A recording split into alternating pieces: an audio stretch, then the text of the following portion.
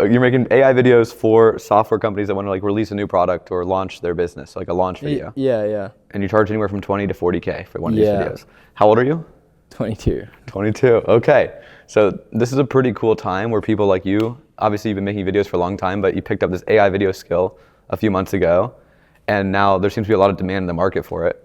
And you make probably some of the coolest videos I've ever seen. We've worked together on many videos. You made the infamous GTA 5 video at WAP, and you have many, many more cool companies under your portfolio. I guess I really just want to understand how you're using AI in your videos and just your overall, I guess, perspective on the last 6 months.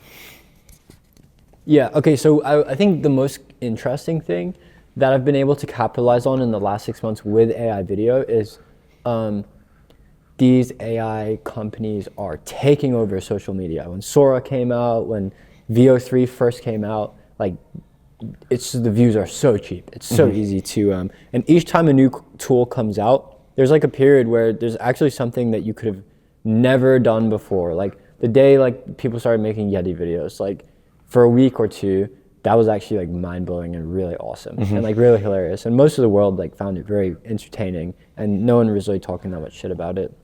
So I've been kind of trying to follow like the arbitrages. Each new tool that comes out that moves this ship forward, I'll try and incorporate that into the project I'm working on. So it can have this mind-blowing effect if the timing is on point. Like the GTA video, if we posted that today, it would have done a lot worse than it did when we did, because no one had really done that yet. So it's just more to work with. Yeah, you can do a lot more things yourself. The teams can be smaller, it can be cheaper, you can still kind of charge a similar amount. It's definitely a nuanced topic though. Yeah, I mean, it seems like the fact that novelty is rewarded on social media, like even in education space. Like if you're the first one to share a new way to like make an ad or something, or to just grow a business, like that video grows because it's valuable to people. Yeah. And so it seems like you just, like I remember you were using a tool that came out 2 days before that video came out. Yeah. To like to upscale it. Like you're just so ahead of the edge of what the like modern capabilities are, that when a new tool comes out that allows you to do like one new type of content, you just jump on that, and then you already have a client. You just insert that into your client's next video, basically. For sure. And so you've been so far ahead of it, but it's not like doing the video for you by any means. No. It's very interesting. So what tools, like if you're gonna make an AI video right now, like what are you leaning into? What's your tool suite? Yeah. Okay, so Nano Banana Pro is awesome. And I mean, I'll just be like super like upfront with it. Like every other image model kind of fucking sucks. Like might have been cool 6 months, but right now Nano Banana Pro, overall like pretty bullish on Google. I mean, Gemini is incredible. Something I use not for like producing stuff, but to be able to analyze videos, or even like look at 100 of my favorite ads and see what's in common with scripts or the writing. VO3.1 has been really good in the past, but it's kind of at this phase right now where they need to come out with a better model. Right now it's a little bit like substandard. I think Kling 2.6 is like the best quality right now you can get. Sora 2 is decent, but it's so expensive and they have so many like restrictions with it. I haven't found like massive utility for Sora 2. I think AI UGC is a huge like conversation, and that's something where like you can definitely say AI is making everything cheaper. You can actually produce shit that most of the world think is real. That's like the scary stuff. But yeah, as far as like real commercial stuff, upscaling Topaz is good. 11 Labs is awesome for audio. Like I've been able to we created a voiceover with 11 Labs for the GTA video that was based off TGR's voice. He also made an actual voiceover for it, and the 11 Labs one was better for the video. So it's like, that kind of shit is weird. So if you had to make an AI video like today, and I said you only can use AI for the entire process, like step by step, what tools are you using? How are you using them? How would you make an AI video? First, I'll literally explain everything. So I would like have a call with you, ask you maybe some questions, get context. I have an onboarding form that I'll ask and get all the information about what you like, what you don't like as a company. I'll take that information and start by coming up with 10 to 20 like high level ideas for the video. It's obviously like the most important part with AI. Like if my idea for an AI video was like, oh, it's a guy and a girl in a restaurant talking. It's like, why the fuck would you make an AI video about that when it's super easy to shoot? it's obviously like more captivating to be like, okay, oh, monkey on a private jet that explodes, jet ski. Like coming up with 10 ideas that I feel like would work. And I mean, it will either just come to me or like find a reference, or maybe I'll even use Claude. I'm like careful about how much I use like LLMs, but come with the ideas, we'll decide on one together. So you have concept down. Yep, cool. Concept is like monkey on private jet explodes. It's COVID mask commercial. Then I'd write the script and just get like the dialogue I want in there. Maybe I have an idea for the hook. General, like high level, like what the fuck's gonna happen inside of the video. Again, like check in with the client, make sure it looks good. When that's all locked off, then I'll like make a storyboard in Figma. So I'll just list out all the lines in Figma, and then I'll start generating images with Beechinour Pro. In the past, I've like had other people on my team like generate a bunch of images. So you'll do a static image. Yeah, static images. Okay, yep. so you're kind of doing like a storyboard, like a previs. Storyboard, yes, exactly. The move with that is like using Beechinour Pro. If you want all these exact prompts, PJAC's latest newsletter has all of them in there, but you want to prompt to create 2x2 grids. So you're just basically like mass prompting images. Say like the first shot is a monkey driving the plane. Like I'm gonna get like every style of monkey, every style of plane, every style of angle, and like see what hits the hardest, then upscale that, and then, okay, cool, I found a great image for this specific scene. Lots of back and forth I use free pick, so you can use like reference images, you can like get character consistency on point, you can even have like a style reference. If you love like the color of Wolf of Wall Street, you can like incorporate that. So I'll lay out all the images when like I have a good base set. It's like, your 20 images for each scene and angle. I'll start animating them. I'll use Kling 2.6 for like 90% of animations. If it's like VO3, the only edge case for VO3, because I think they've back trained everything on YouTube. So I find like you get the best human emotional expression. Kling 2.6 is a little more AI and robotic, but the characters like almost have a sense of humor. It's pretty funny. But yeah, whatever I use to animate will be a mixture of Kling and VO. Put them all in the edit, and then from there, like maybe new ideas will come up inside of the edit, and I'll kind of just like ad hoc generate new videos or something like that. For the most part, yeah, just getting the edit to a good spot.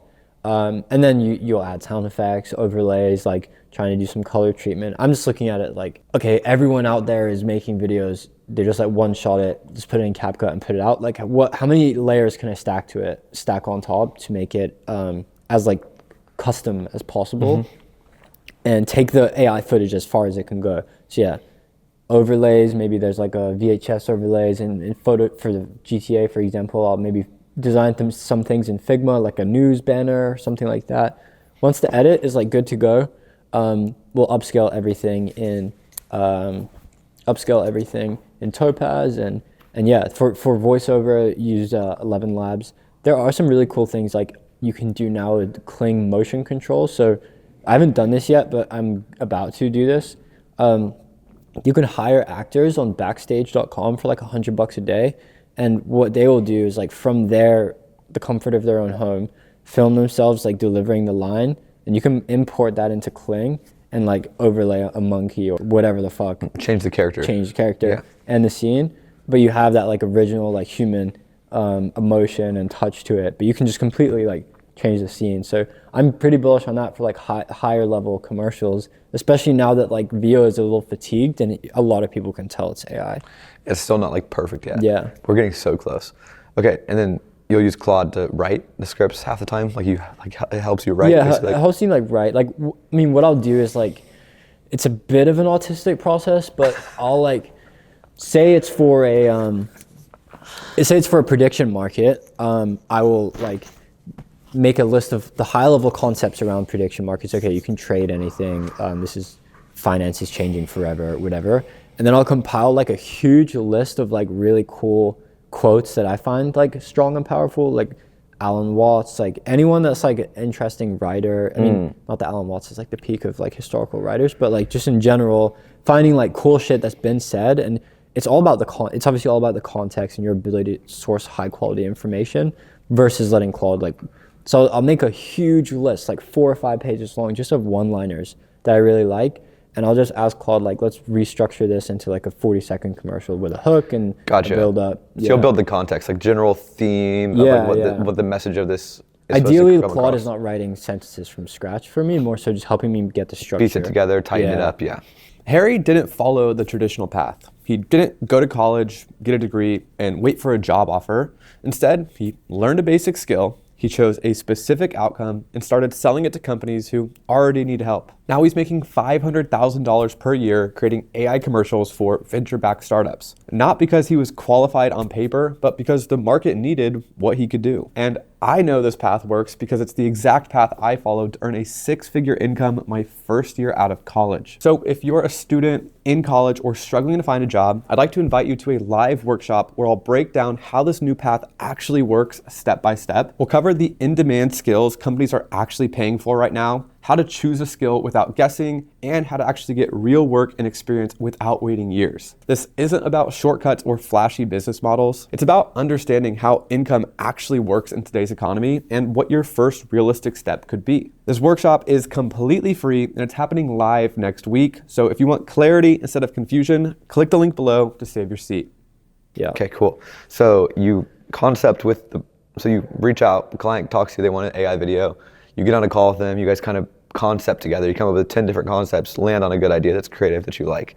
Once you have that, you start storyboarding. And to storyboard, you start getting actual still images of what you want this monkey on an airplane to look like. Yeah. And so you use FreePic to make these images. Once you find the sequence of images that you like, you'll upscale them and then take those into VO3.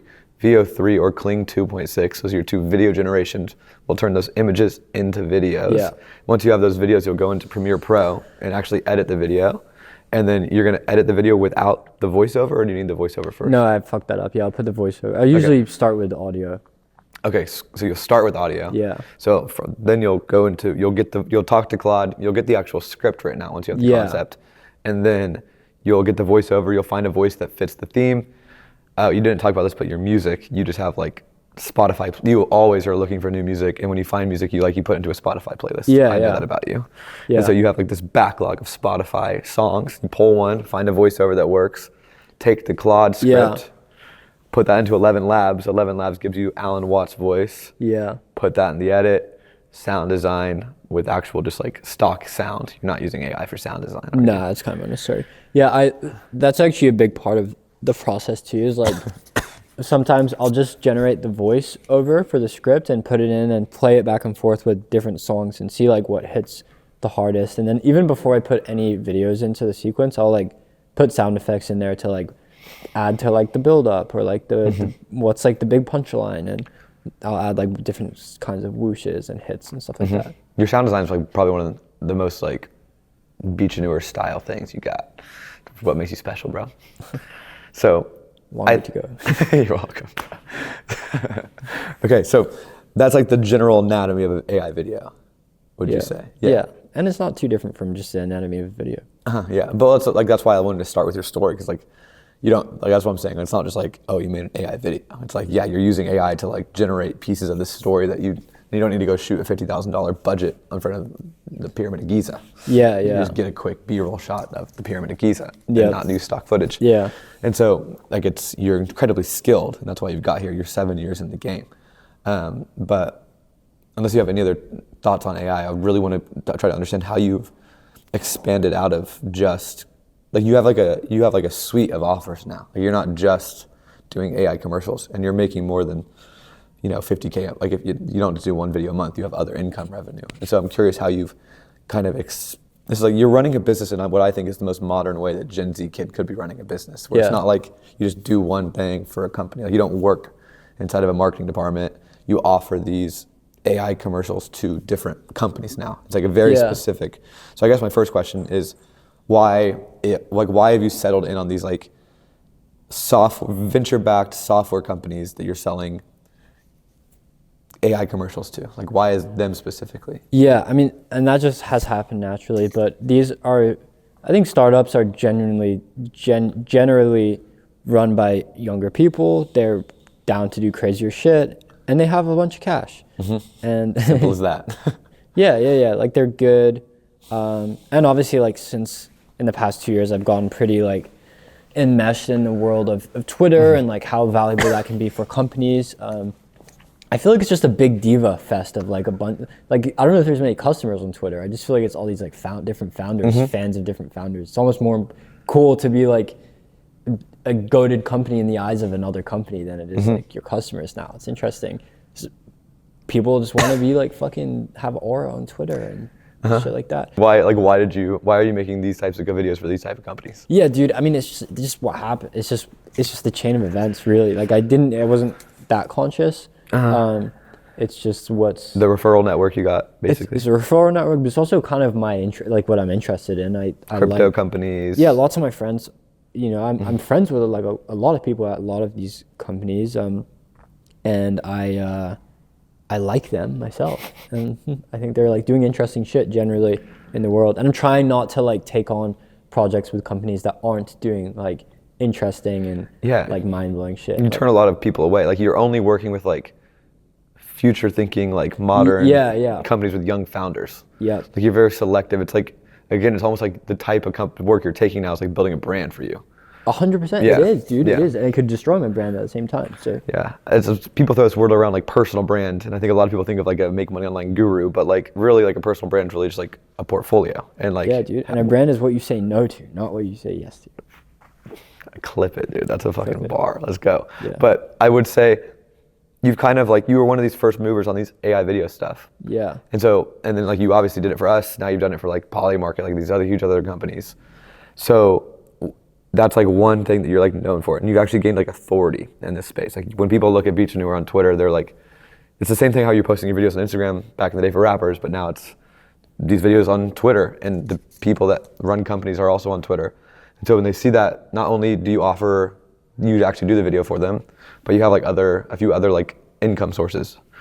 Yeah. Can you explain the flywheel of offerings that you have around this? Yeah, for sure. I mean, I think that, and I like what you said, like this is how like Gen Z are running businesses, because it just is. It's like you want to become, I think through like getting good at a skill and operating in like a hot market such as AI video, I think like you've experienced this too. Like you can have this like perfect storm of just being like the guy to go to, and then you people don't just ask you for videos, but like even consulting for brands I've done, and selling off different parts of my videos, having a community around AI, just like even building. I've been trying to work on building my X account for the last like few months too, and it's like there's different like ways to make money. Like if you have followers, or that's like its own equity. Even people paying to doing like paid promo posts, which like I don't really do, but I've gotten offered it, and it's like, damn dude, like I thought I was in this impossible to scale business model, but like here I am like able to scale this business model. Yeah, it's very interesting. Like a year ago, you might have had like 400 followers or 1,000 followers on Twitter. I had two. I started I think I had like 300 followers before I joined WAP. Yeah, you had like 300 followers. Yeah. You're really talented at making videos. You were a creative director. You started making these AI videos. A lot of ours kept going viral. You then would post that video on your main Twitter, building your personal brand. Like, hey, just did this video with WAP. People started to recognize that. You started to gain a little bit of a following. AI videos becoming popular. You're making more AI videos. All of a sudden, you're like this like authority in this niche. And now you are like, okay, now that people perceive you as the expert, because you are, like you're making videos at a very high level, you can, obviously other companies are gonna want that, but simultaneously, other people wanna learn how to make an AI video, so you could package that into a community where you can teach people. So instead of the done for you, you just give the package $300 program. Yeah. And then some companies want, instead of you just doing it once for them and paying $40K, where that's not gonna return anything after that first video, they'd rather you just consult them and teach them how to do it so they can have someone internally do it. Even placement, bro, like people have paid me to connect them with, and that's like the signs of a hot market. And that's not gonna last forever, and there'll be different markets where it's like this. But yeah, like when AI video was really popping off, it's like people were just wiring me money just to put them in iMessage group chats with other people that understood AI video. And so you have this flywheel now. So it's like now you're just like, at the end of the day, you know how to make AI videos that are like at a very high level that succeed on Twitter. And so now people just pay you for a different form of delivering that value. Like they can either get you to talk to them for an hour one-on-one and tell them, you can do it for them. You could watch a 2-hour video where you teach them how to do it and they have to make it themselves. Or you go find someone that watched the course and is now good at it and you just give that person to people. Yeah, dude. So you have like these 4 other income streams. Yeah, but even just as you say that out loud, it's like so fucking important. Even to tell myself, like, like for any of that shit to even have a chance of working or continuing to work it, it's very vital that I stay my course. You're not some YouTuber that's going on YouTube making tutorials. You're like actually doing it. Yeah. Like, and so you've grown your Twitter, because you'll share stuff on Twitter like, oh, I use this tool to make this video. So you've gained like 10, 15,000 followers now. And on top of it, you're still dropping banger videos like every 2 weeks. So people are constantly seeing like, oh, he's like actively doing this at a very high level. Yeah. So you're selling through authority. Yeah. Like you're not like marketing yourself and like promoting yourself and going on a podcast. Well, I guess that's kind of funny now, but but that's not even why you're here. Trying to chill too hard. This is a favor for me, so thank you for being here. But that's cool to me. So will you talk about how much you charge for videos? Well, for your whole suite, because you got consulting, you got a community course, and then you got placement. Dude, it's like, I think this is kind of the beauty of like my shit, that something I like about my life in general is like, I'm not running, like I'm probably capping my income with this, but I'm just fucking making it up as I go along, bro. It's like, it's like, what is this really value? What is this valued at in the market right now? You've been coming off so professional and like legit in this podcast, which I love, but at the same time, like you're also just fucking hilarious. I mean, you're like, dude, I don't know what I'm doing. No, but seriously, bro, it's like, what do you charge? Like whatever I can, like literally, like whatever I can say that people won't say no to. So it's whatever. Yeah, but it flows with the market. It really does. Like, no, I mean it's such a new market. There's no like established pricing for anything. Yeah, dude, for sure. And it goes up and it goes down. And like the videos are like 5 figures, low to Mid 5 figures, and hopefully I can get that up somewhere to 6 figures in the next few years. To be sick. But it's also not for the purpose of like pocketing cash. It's just like you like making sick videos. Yeah, and then with the consulting stuff, like sometimes, like there were periods where people were super. It was very like companies were under a lot of pressure to like figure this shit out. So it's like people were down to pay whatever just to have like a conversation or something. And it's not the case today. Like but yeah, I don't know. I mean, imagine trying to start. This is just a point I want to make. Because I'm very excited about the next topic we're about to talk about. My favorite thing about what you've done is how you've done it all in order. Like you really did start at just like picking up a camera, wanting to go shoot a music video when you're 15. And then you saw Cole Bennett, that really inspired you. You stacked skills, you gained leverage with what you're doing. So now you're so skilled at this that now you're like perceived as the authority of an AI video creator, because you are. And then because of that, you've been able to spin out these different businesses, like a digital product business, a consulting business, an actual agency. You know what I'm saying? You're probably making like $500,000 a year minimum, probably more than that. As far as the IRS is concerned, $100,000 a year. Okay. But with that being said, like, I guess, what is life like now? Like, how do you look back at it? Like when you were thinking about making money and being successful back then to you being here now, like what's changed in your mindset to like approaching work and everything? Yeah, honestly, truthfully, like right now I feel exactly the same as I did before I even started making music videos. I feel like I'm at the bottom of like a completely new mountain. And I think that just happens. Like there's definitely no like, in my mind, I'm like, bro, like I've done a lot of things I wanted to do, but I'm still very much at the bottom of like a huge mountain to climb. There's like a lot more shit to do. And by no means am I like set for life or anything like that. But I will say like there's videos on my phone I filmed of myself like 2 or 3 years ago at Loop. Like I just had an 11-hour day in the office. Now I'm going home. I have negative $300 in my bank account. I hope this changes one day. Like just like you recorded that? You saying that to yourself? Yeah. Wow, that's cool. But I have like videos on my phone of like just these really hard moments where like I was just going and going and going. Like I did not come from poverty at all. Like, so I was never like truly fucked, but like I had a very cheap apartment and I just wasn't like I couldn't really do shit. Like I was in New York and I was just working. My account was like under $1,000 like 99% of the time. So how did you like actually get into video? I got into video when I was like 10 years old. At first it was like an iPad lying around. I definitely grew up watching YouTube videos, and I remember it clicked to me when I like 11 years old. I was like, whoa, like these people are like cutting clips together and just like posting on YouTube and getting millions of views, and like like skateboarding videos, biking, whatever. I was just like, I would wake up at 7 a.m. and just binge YouTube so much as a kid, and that's like something in common with tons of like other kids, friends that are kind of like in this space. We kind of grew up, watching YouTube, and that's where it started for me. It started just like home videos, skateboarding, and then it just evolved. I always had like this parallel want to make money, but also like make cool stuff. So, it was just like got back and forth. I was grinding like bar mitzvah videos, like basketball highlights for like moms in my local neighborhood. And then I pivoted to like making sports highlight videos for like schools in the neighborhood. And then I watched this TED Talk with Cole Bennett, which is a really good TED Talk anyone watching should check out. And like that night I was like, okay, I'm making music videos. Like this kid literally just like picked up a camera and started making music videos. Why can I not do the same thing?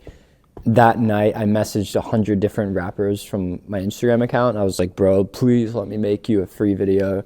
And that next day in science class, like this literal and like just FaceTimes me, and I'm in science class and I'm like, what's up, bro? And he's like, yo, come to like shoot this like behind the scenes with me this weekend.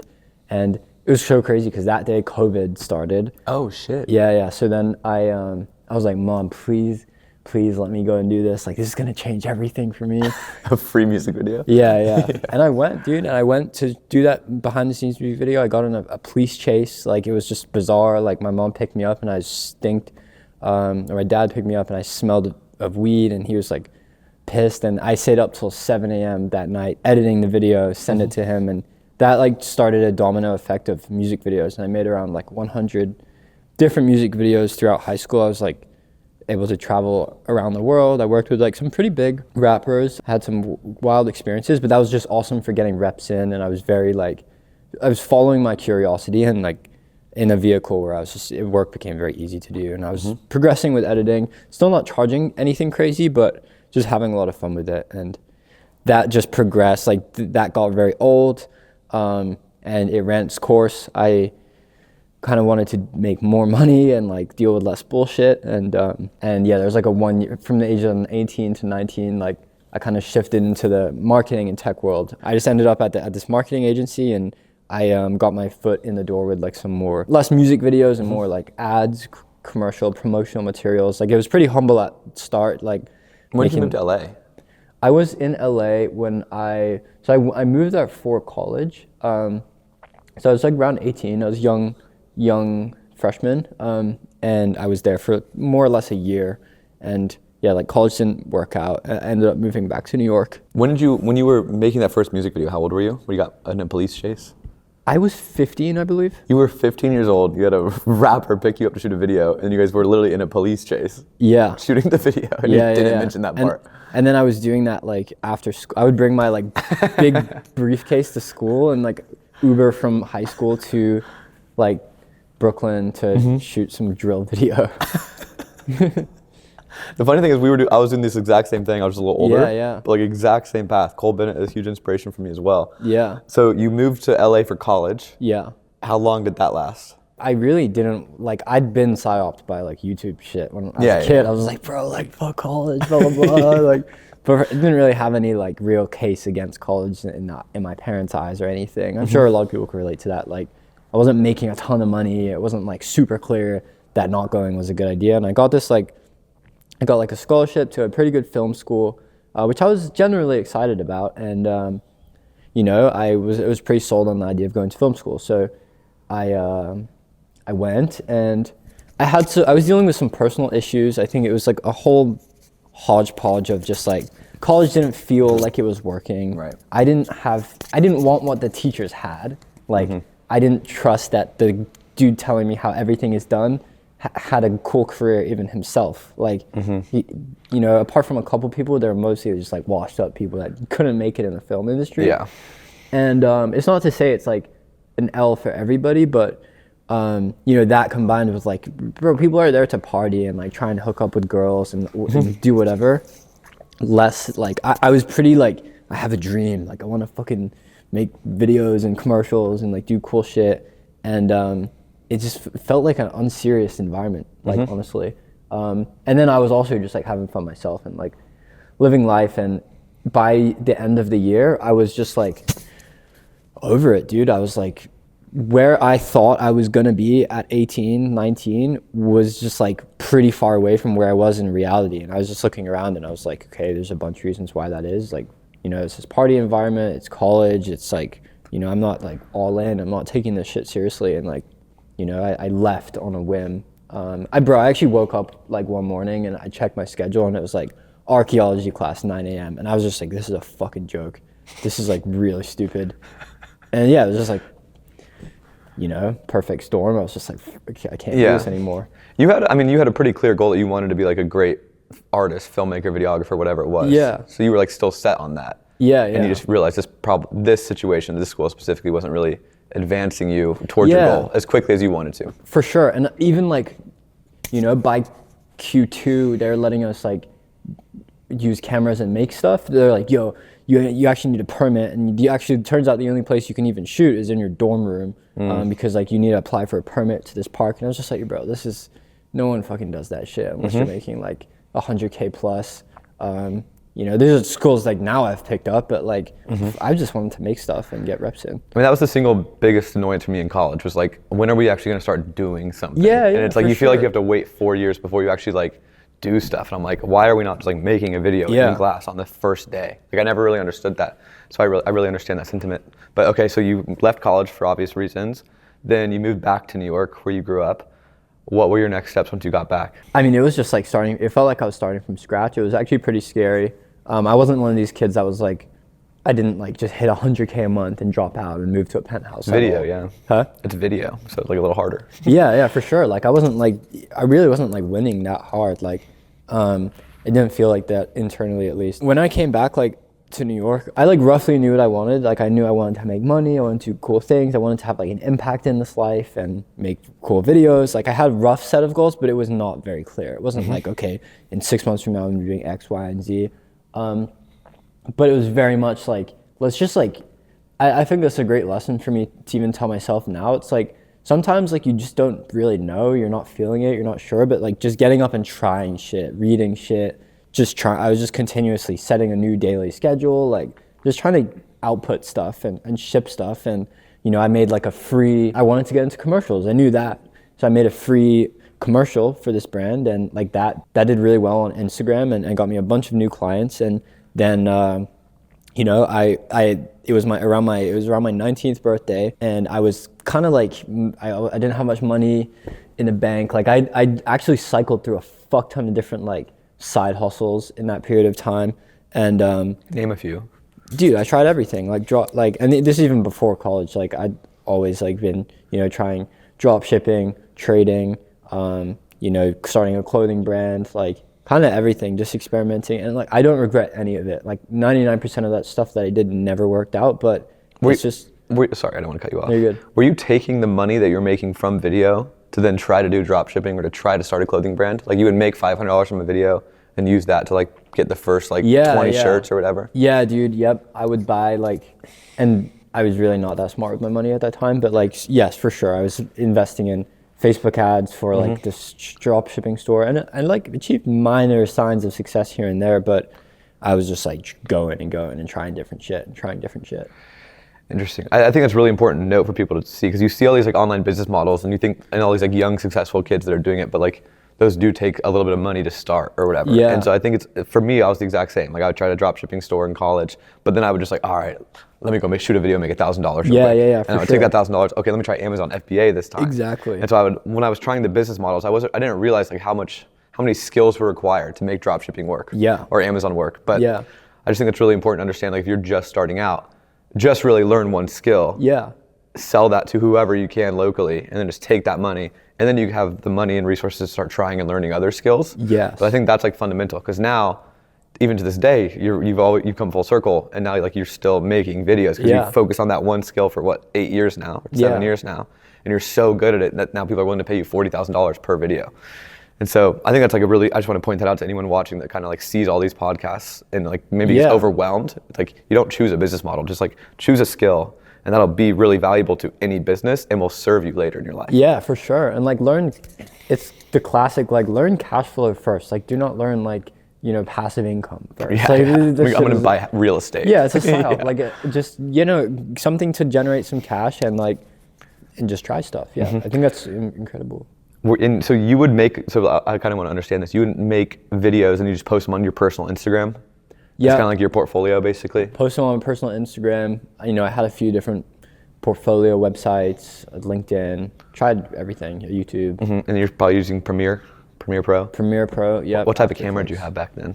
Dude, that's another story too. It's like I started with a GoPro, and then I would just flip the cameras over and over again. So I got like a Panasonic G7 and a Lumix GH5. GH5 was a goated camera. Yeah, it was a really good camera. Like I shot loads of music videos with that camera. And then I got an A7S III, like it was like 18 or 19, and you know, got some better lenses and just. Yeah. And then you'd upgrade, make your quality of your product better. Yeah. Post this on Instagram. The better your videos, the more you could charge over time. That's why you got to thousands of dollars per video.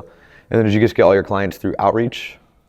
I've tried it all. Like I've had periods where I was like cold outreaching and sending like mass DMs on LinkedIn, and I never ever got any high quality clients like doing that. What I was doing a lot of throughout like this whole period of time, which I thought was so which was really valuable, is just hitting people up and being like, dude, like seeking out people who I really respected and wanted what they had and were really cool, or I thought were really cool, message them and just be like, bro, like I just want to chat to you and like learn from you. Like I'll do some shit for free, like just for some of your time on the phone. And I would just ask them like whatever the fuck I was dealing with at the time. And those were the connections where at the end of the phone call, they'd always be like, you know what, like I think I do have some people that might need video, or I should connect you with this guy or this guy. And yeah, those are connections I still like have to this day. So your lead magnet was just, I'll just do anything for you for free up front, or can we talk? I'm down to help any way I can. Yeah, and you build a relationship. Once they get to know you, they kind of like you, then they help you out. For sure. And I think as this whole market gets more saturated, there's more kids trying to do this shit. There's more, you know, lead generation agencies being created on LinkedIn. Like that, I think leaning into the more humanistic like approach to cold outreach, just like trying to make friends, and especially if you're young, leaning into your age. Yeah. I mean, there was like a status circle or like a social circle inside of my small town, and I like how you're saying you're specifically seeking out other people that you think are like popping off or like trying, that you admired and wanted to like work with and just do anything you can to get in that person's like social circle. Yeah, and what I can only see now is like those are skills I actually learned with music videos, because Hunter talked about this on your podcast, but I love this idea of like tapping into people's peer groups. Like I was doing that with music videos. I was like, okay, I really want to work with the Migos. Like, let me try and at least get in touch with their DJ, or at least, you know, get in touch with someone they follow on Instagram, and just applying the same logic to. It was, I mean, I'll just go into my video story. My first video was I was super lucky. I asked my dad if he knew anybody that needed a video, or I was at my dad's ham store. I was like, asked his employees, do you know anybody that needs a video? Random blue collar worker said, I know a guy, calls him, turns out to be like one of the biggest promoters in Kansas City. I go downtown that night, shoot a video for his event, and then literally edited it all that night myself, sent it to him, didn't get paid. And then, after that one, he introduced me to every single nightclub. Yeah. He introduced me to every single private event, and I probably got 30 clients. Like I owe so much to him. Shout out to Josh Lewis. But at the end of the day, like it was like, put yourself out there. It was all referrals for me. And I just post myself on Instagram, and then he just always recommended me, and it just grew from there. Yep, I do the same thing today. I mean, exactly. That's why I want to make it a point of like, I think most people when they're starting out, they're like terminally online.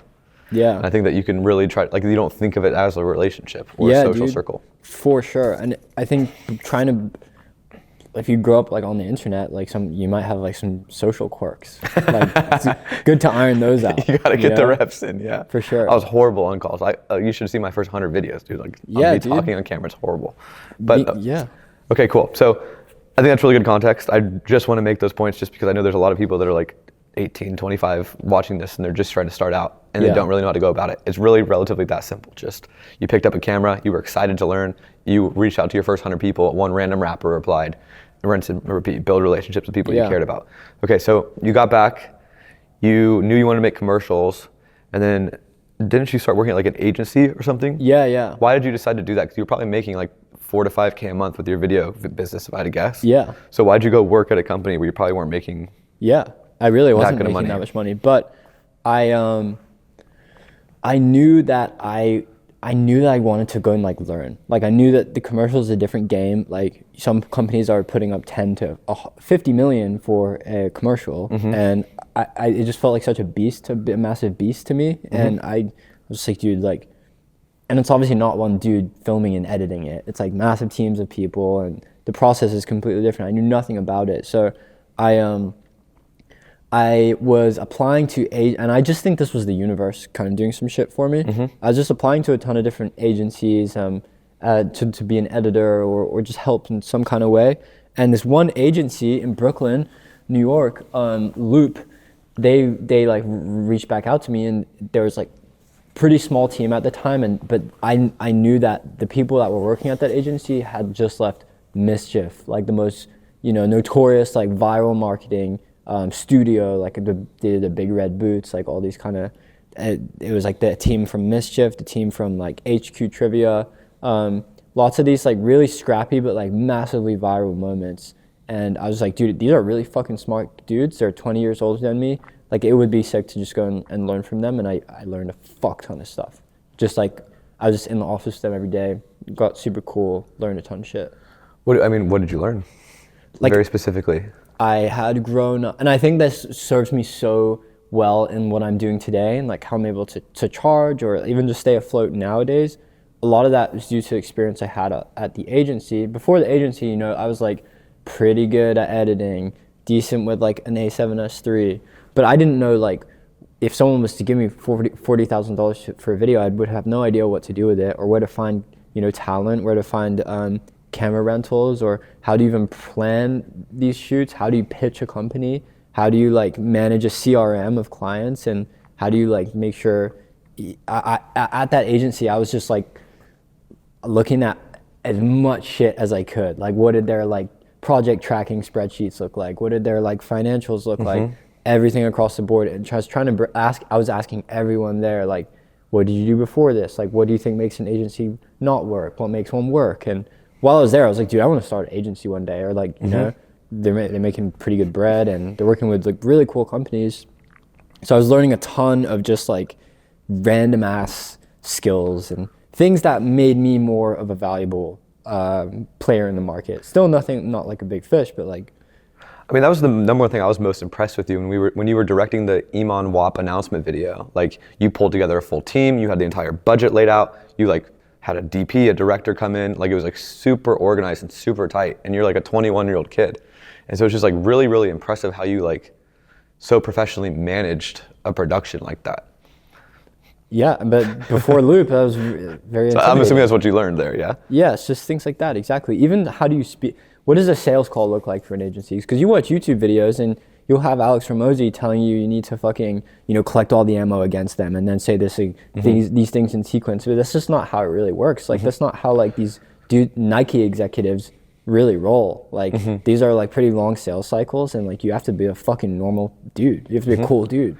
And just stuff like that. Like the CEO is like a pretty good reference point for me for like, he's closing a fuck ton of deals. He's on the phone all the time.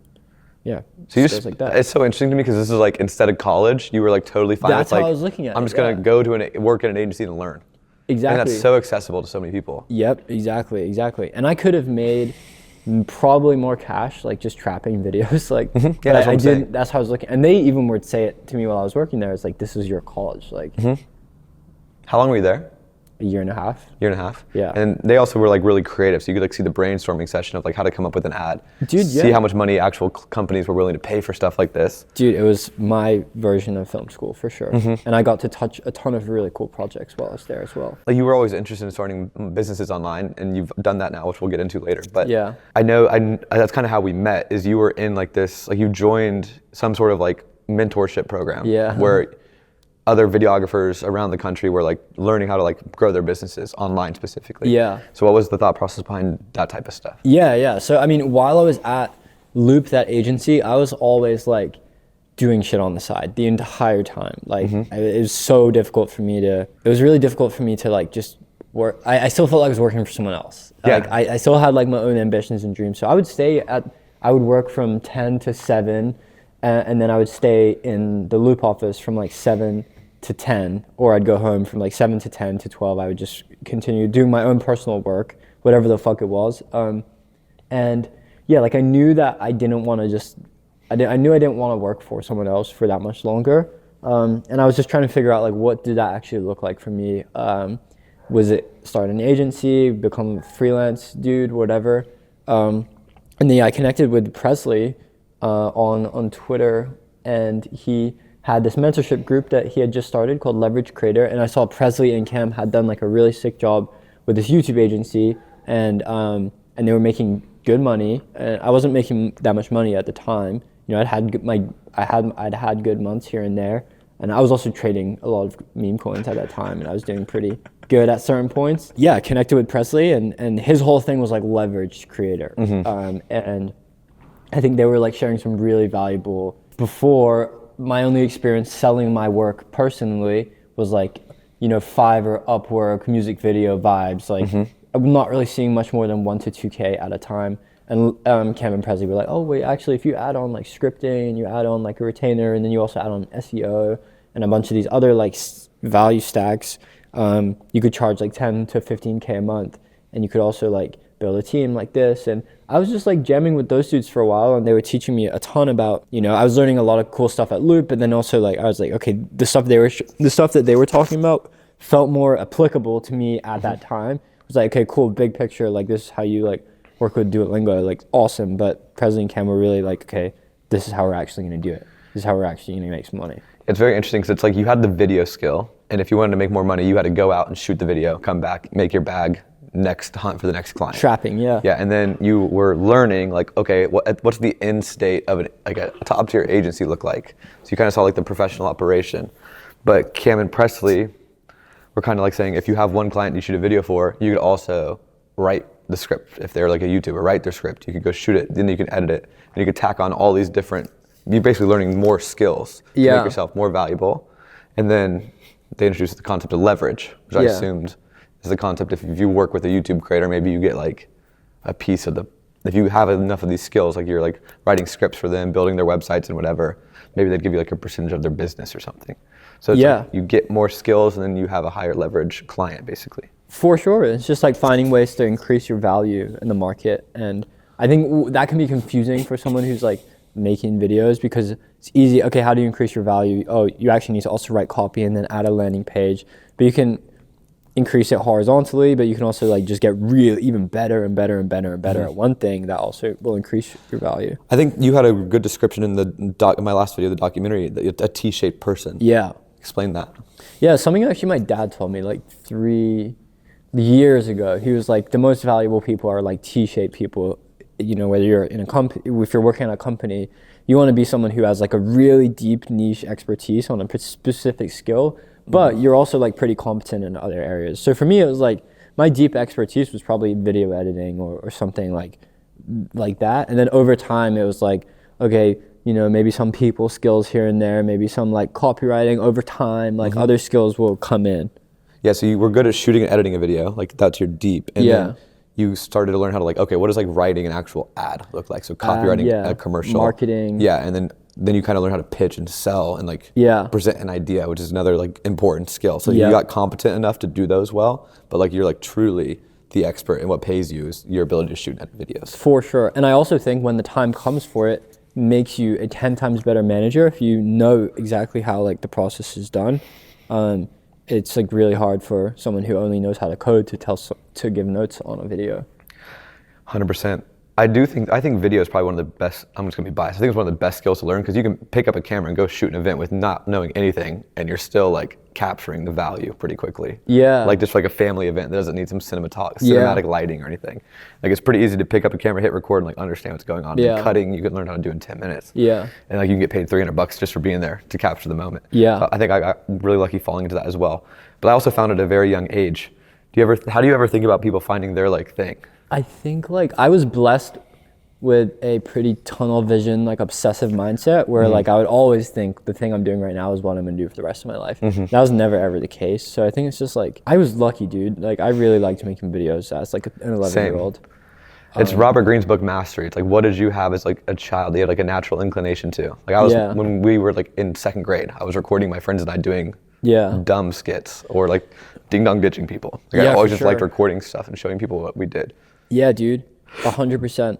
But like, I think it's important to also not get too hung up on it because a lot of people start doing one thing and they, like Steven, CEO of WAP, really enjoyed making videos when he was younger, and then he's found coding, and then it's like, it's just, everyone has a different like domino effect. Yeah, but he learned how to code when he was like 13. And he did. Yeah, it's very interesting.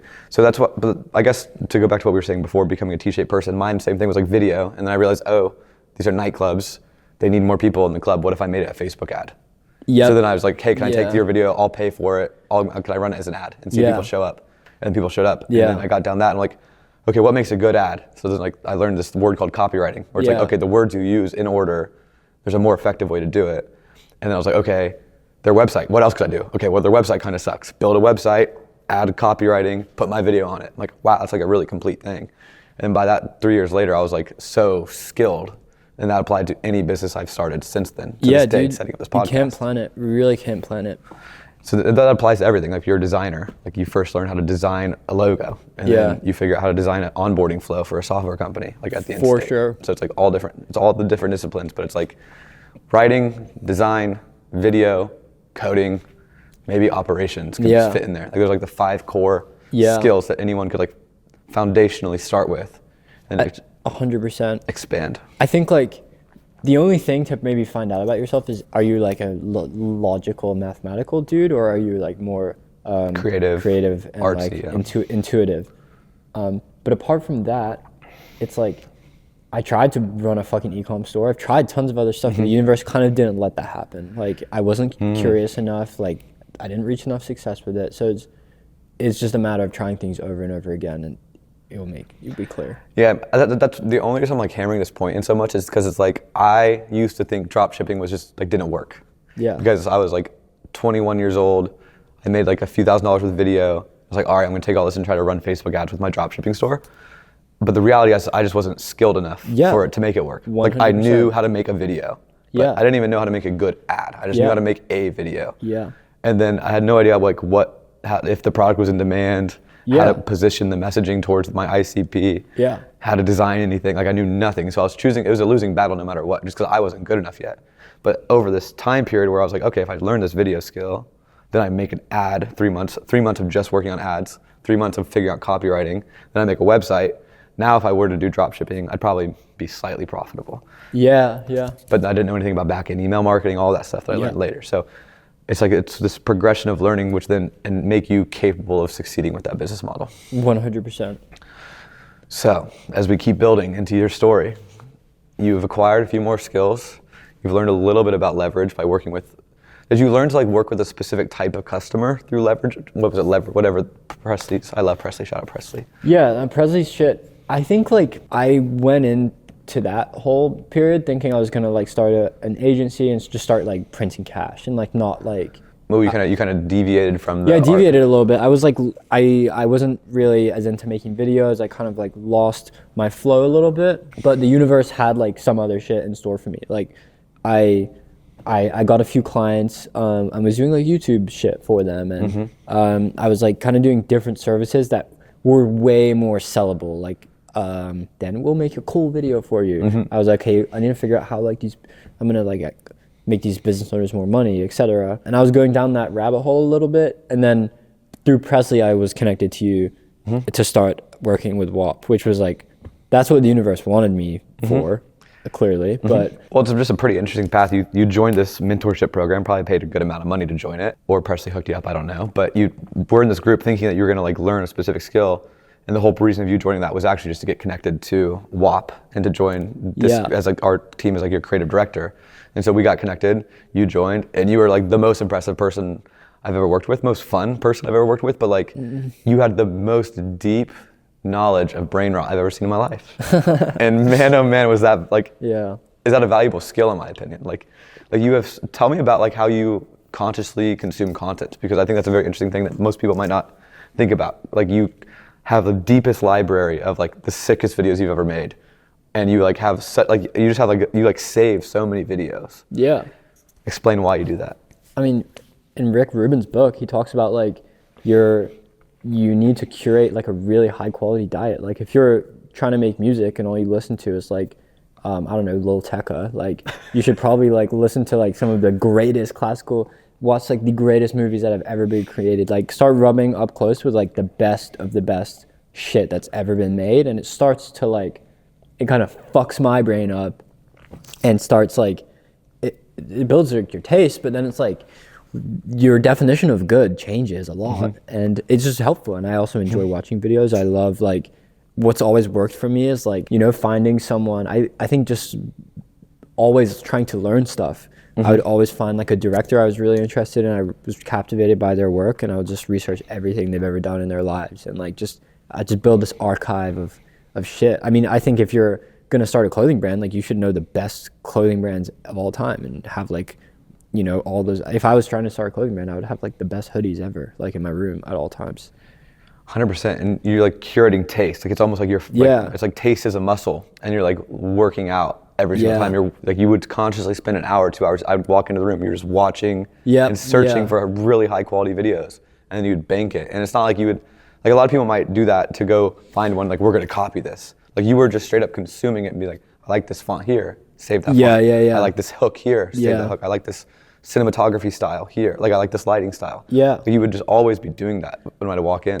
Dude, I had this friend that like, side story, this might actually be valuable. I had this one friend who like wanted to become a designer. Like he was like, okay, I'm gonna learn Photoshop and become a designer.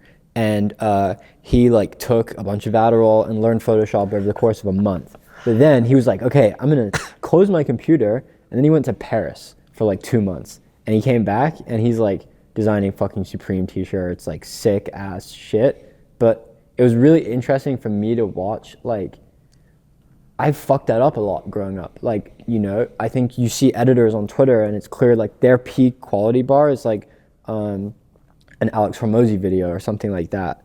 But I think there's so much value in like seeking beyond that. And this dude was going in real life, looking at street signs and like different billboards and stuff like that. The pure intention of building up his like reference library.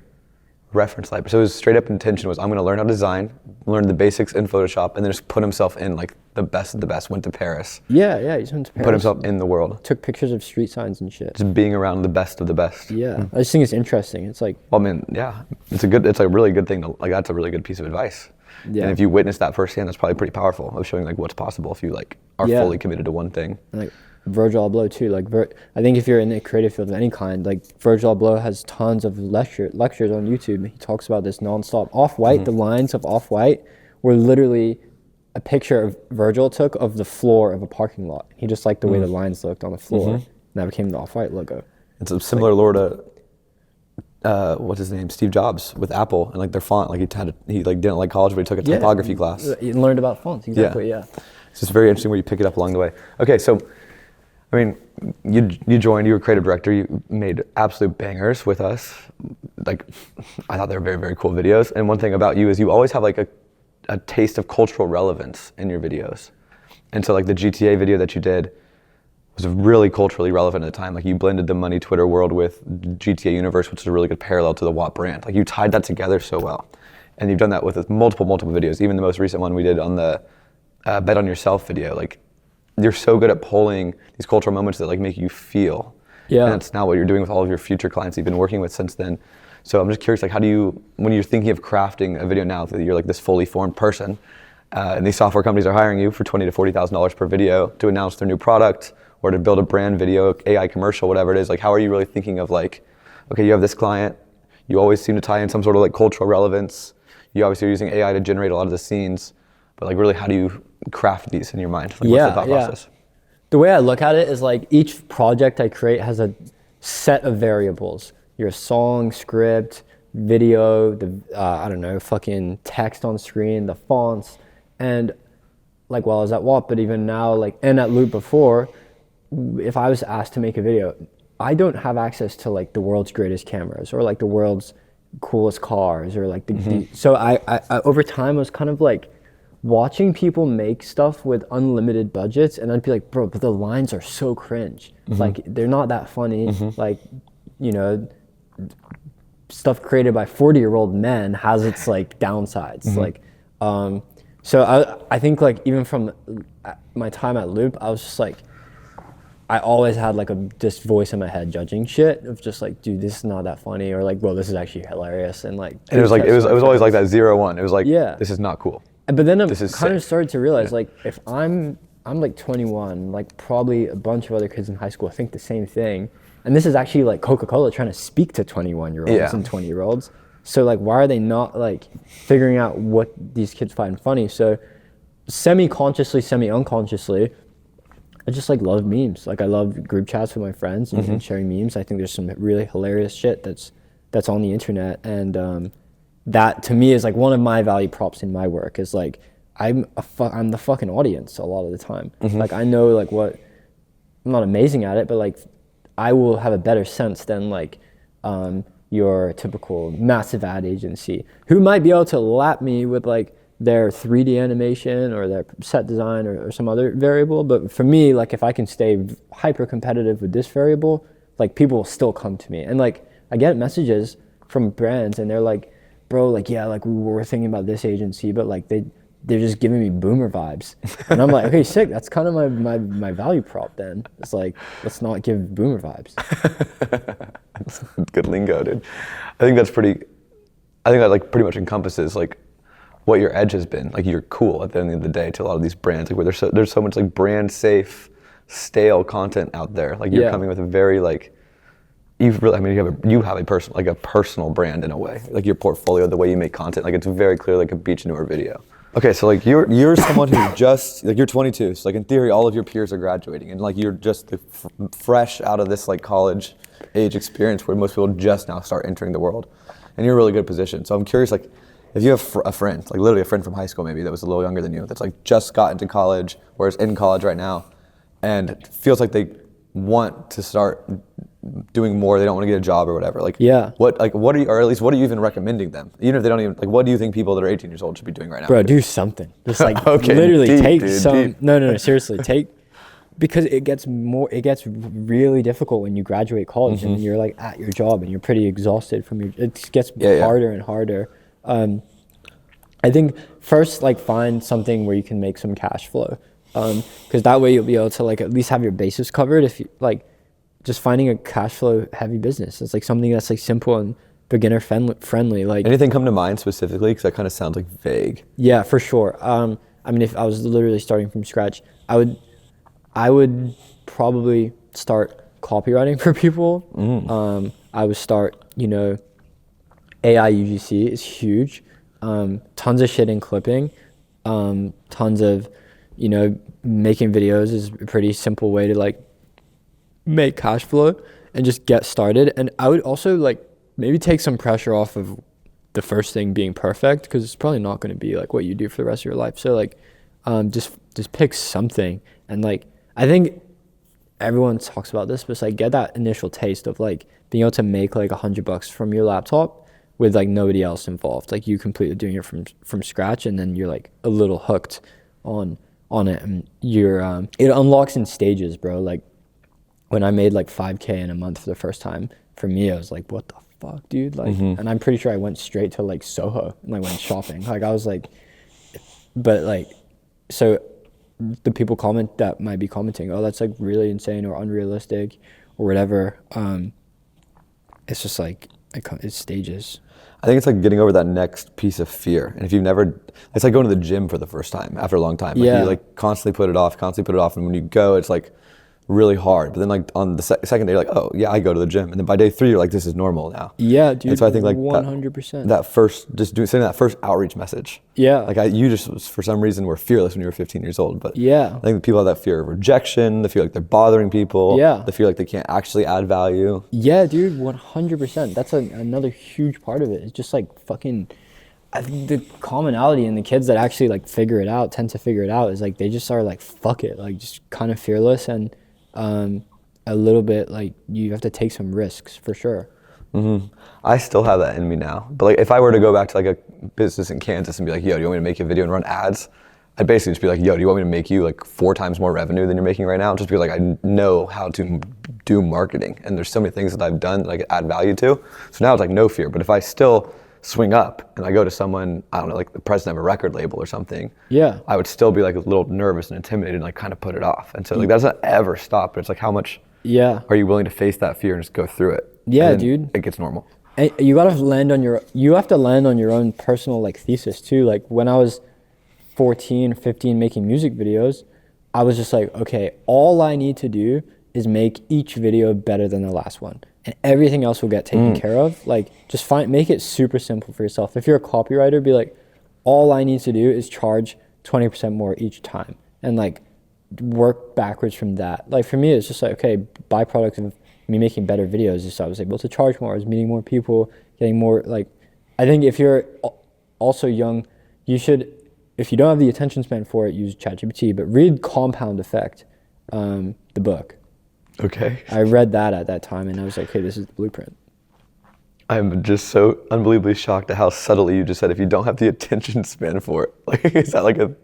I'm just like assuming what percentage of people that are watching this are actually gonna like go and read that book. Like if I can spark it in their brain to look up on ChatGPT what the main takeaways are. That's just a very Gen Z thing. Yeah. Like we just assume at this point people don't have the, people can't read a book. Yeah. What's it called? The Compound Effect. What's it about? It's literally just about like, you know, if you take 2 18-year-old kids, one adds in 20 minutes of outreach into their day, the other one adds 20 minutes of Fortnite into their day. On a week time span, those two people are going to look very similar, but after 10 years, it's going to look like this. Yeah, the Fortnite guy is going to win major championships, be a multimillionaire, and the guy who did an outreach is going to be a VA. But it's just like exactly that. But it's like also the same with like both of our paths. Like your skills compound, the people you know compound, and you just have to kick the domino effect off as soon as you can. Do you think other people should be learning how to make AI videos? If you want. If that speaks to you, if you think you'd enjoy it, then yeah. I do think that actually the most real thing I've said in the last 30 minutes. Like, I do think that we're in an era where like you actually should follow your passion or your interest, because you have more insight in the thing that if you're deep into it, you have the insight. You know what lingo people use. Yeah. You know how to communicate like what's actually valuable very specifically to people. Yeah. And the more specific something is, the more likely they are to like pay for it. And like now anyone can build an AI software. Anyone can, you know, set up a community. Anyone can build a website. Anyone could do any of these business models like that with AI. Like actually really easy to do the thing, which is like the first time ever. And so instead of like it mattering what business model you could choose and the pros and cons, it's more of like, what are you really into? What is a specific problem in that area? And then what is the best way to solve that problem? If it's a software tool, great. If it's a community where everybody comes together, even better. Like it doesn't matter at all. It's just like, you pick really a specific niche that you have a genuine interest in that you like, and then fit the tool most likely to help solve that problem. Yeah. That's really how I've been thinking about it. Aren't you building a software? I mean, Are you building kind of, yeah. You're building an app? iMessage app. An iMessage app. Yeah. See, that's different. It's more just like a fuck around project, yeah. Yeah, we don't need to talk about it. I forgot about that. That just like rang in my head. Dude, the other thing I will say about the 18-year-old shit is like, I always was seeking out people that were like 3 or 4 years older than me who were teaching me a ton of stuff, yeah. Even if you work for them for free, just like hang out with them every day, however you can. I always had older friends. I was always seeking a peer group that was like trying. Yeah. There was no one in my life that was trying. Yes, dude, 100%. Like when I was making music videos, I had this kid that was like 8 years older than me, charging like 10 times my amount, but I would like go to his house every day. And that like changed, that helped me so much. Any other pressing things in your consciousness that need to be streamlined to the world right now? The only thing is like now is the time to like really protect your brain, protect your like health, and focus on like craftsmanship and excellence and like craftsmanship. Like I think Rick Rubin is like a great person to like look at right now. Like that is it, dude. I love all the points you said in that last video around like you need to just become more valuable yourself. It's not about like finding the perfect fit between you and a business model or you and a company. It's all about like what skills have you stacked over time and like who is in your network and like even your social media account kind of thing. It's like a good way to look at it. Beechinour. These are my social skills for the week, bro. you're fading, bro. Bro. You're like starting to lean back. Yeah, dude. All right, well, dude, I appreciate you making your first public appearance. Yeah. This is a big deal. I'm very honored to have you here. It's been very, very fun. You're one of my favorite people. If you do want to follow him, are we allowed to share your social media? You can share my Twitter as Beechinour, and I'll put my Telegram group in the bio. All right, bet. All right, well, if you're interested in AI video, he's your guy. Thank you so much, bro. Thank you, bro. Appreciate it.